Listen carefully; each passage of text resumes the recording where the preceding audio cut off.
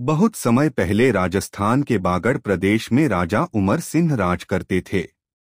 उनके दो पुत्र थे, जेवर सिंह और नेवर सिंह। दोनों राजकुमारों का विवाह सिरसा पाटन के राजा की बेटियों बाछल और काछल से हुआ। तीसरी बहन आछल की शादी हरियाणा प्रांत में हुई। शादी को 10-12 वर्ष बीत गए, लेकिन न जेवर सिंह की रानी बाछल को संतान हुई, न नेवर सिंह की रानी काछल को। धीरे धीरे चिंता ने पूरे राज परिवार को घेर लिया।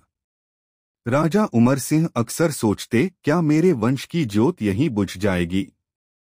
क्या बिना पोते पोतियों का मुंह देखे ही मुझे विदा होना पड़ेगा? उधर राजकुमार दिनरात दुख में डूबे रहते। रानियां भी छिप छिप कर रोतीं।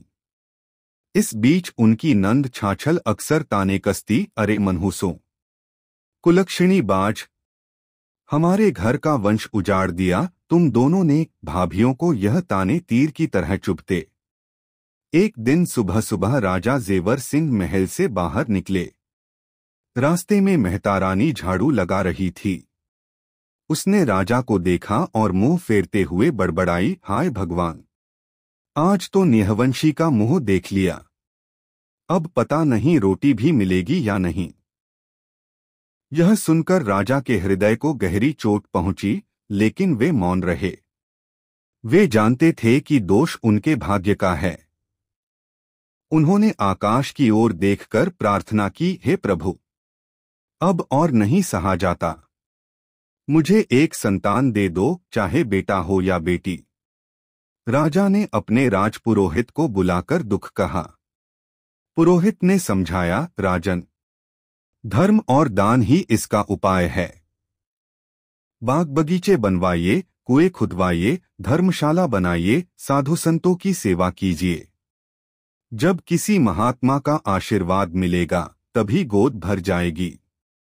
राजा ने उसी क्षण से बड़े बड़े बाग बगीचे, कुएं, प्याऊ और मंदिर बनवाना शुरू किया। हर ओर यज्ञ हवन होने लगे, दान पुण्य होने लगा। इधर स्वर्गलोक में यह सब देखकर इंद्र घबरा उठे। उन्होंने नारद और शनिदेव को बुलाया। अगर राजा जेवर सिंह के यज्ञ पूरे हो गए तो वह इंद्रासन छीन लेगा। किसी भी तरह इसे रोकना होगा। नारद और शनिदेव पंडितों का रूप धरकर ददरेवा नगर पहुंचे। वहां उन्होंने राजा से पूछा, राजन, क्यों दुखी हो? राजा हाथ जोड़कर बोले, महात्माओं, मैं संतानहीन हूं। इसी कारण यज्ञ और दान कर रहा हूं। नारद ने राजा को समझाया, राजन, इन यज्ञों में घी और सामग्री जलाने से कुछ नहीं होगा। इन्हें गरीबों को खिलाओ, संतों की सेवा करो। और सबसे बड़ा उपाय है गुरु गोरखनाथ। वे इस धरती पर अवतरित हुए हैं। उनकी ज्योत सुबह शाम जलाओ। एक दिन वे स्वयं प्रकट होकर तुम्हारी मनोकामना पूरी करेंगे। राजा को यह वचन बहुत भाया। उन्होंने यज्ञ रोक दिए और दान दक्षिणा बांट दी। फिर रानी बाछल को बुलाकर सारी बात बताई। रानी ने हाथ जोड़कर कहा, पिया, अब मैं नित्य नियम से गुरु गोरखनाथ की ज्योत जलाऊंगी। उनकी कृपा से अवश्य पुत्र प्राप्त होगा।